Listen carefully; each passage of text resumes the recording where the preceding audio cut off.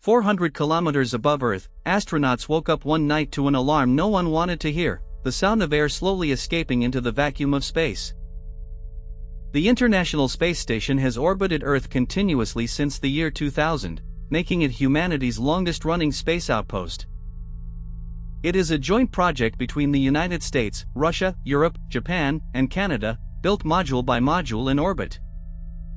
The station is roughly the size of a football field, with a mass of over 420 tons.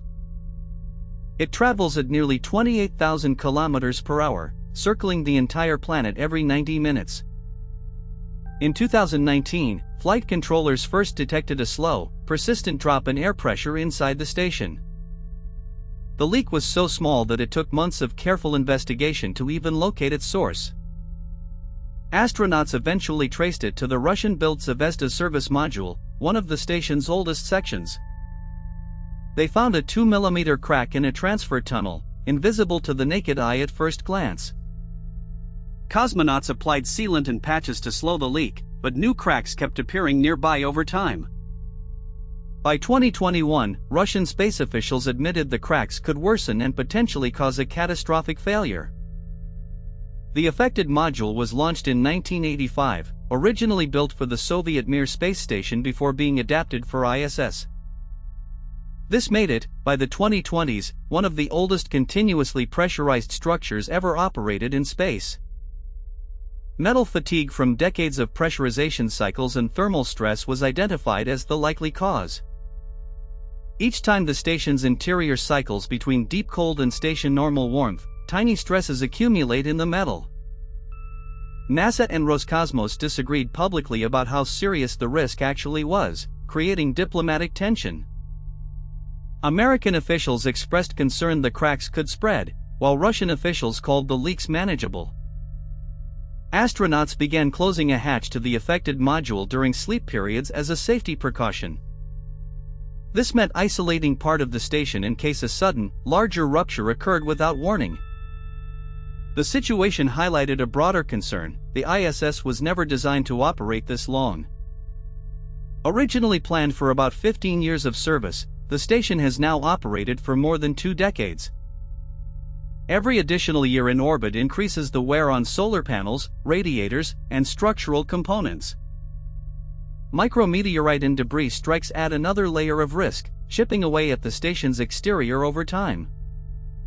The station's shielding, called Whipple shields, is designed to vaporize small debris before it can penetrate the hull. But larger debris fragments, tracked by ground radar, sometimes force the station to perform evasive maneuvers. In 2021, a Russian anti-satellite missile test created debris that forced astronauts to shelter in escape capsules. This event demonstrated how human activity in orbit now poses direct risks to the station's safety. Engineers continuously monitor the pressure levels and crack propagation using onboard sensors and cameras. Despite the concerning discoveries, NASA has stated the leaks currently pose no immediate danger to the crew. The overall air loss rate remains manageable, compensated for by oxygen and nitrogen resupply missions. However, the incident reignited debate about when and how to safely retire the aging space station. NASA currently plans to deorbit the ISS around 2030, guiding it to a controlled crash in a remote ocean area. A special deorbit vehicle is being developed specifically to safely guide the massive station back to Earth.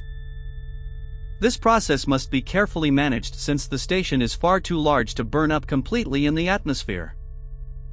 Some sections will survive re-entry and need to land in the remote area known as Point Nemo, the spacecraft cemetery. Meanwhile, private companies are racing to build commercial space stations to take over after the ISS retires. These new stations aim to learn from the ISS's aging problems, using modern materials and modular replacement designs. The cracks on ISS serve as a valuable lesson about the long-term durability challenges of living in space. Every spacecraft, no matter how well built, eventually succumbs to the harsh environment of space. Extreme temperature swings, radiation, vacuum, and constant vibration all take a cumulative toll on materials. Understanding these failure modes on ISS directly informs the design of future deep space habitats. Any station bound for the Moon or Mars will need to survive even longer without the option of quick resupply from Earth. The ISS crack situation reminds us that even our most successful space achievements require constant vigilance. Its resilience, even while aging and cracking, is itself a testament to careful engineering and constant repair work.